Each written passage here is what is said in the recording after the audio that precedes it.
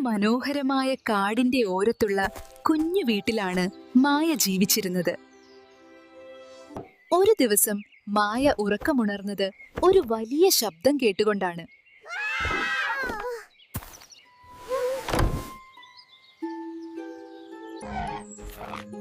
മൃഗങ്ങളെ വളരെ ഇഷ്ടമായിരുന്ന മായ പതുക്കെ അവരുടെ അടുത്തെത്തി.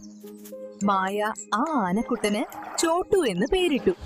അവർ വളരെ പെട്ടെന്ന് തന്നെ നല്ല ചങ്ങാതികളായി.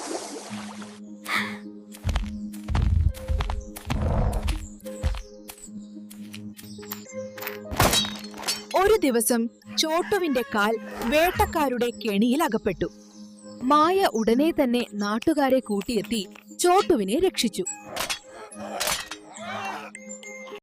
അന്നു മുതൽ ആനക്കൂട്ടവും നാട്ടുകാരും നല്ല കൂട്ടുകാരായി സൗഹൃദത്തോടെ ജീവിക്കാൻ തുടങ്ങി.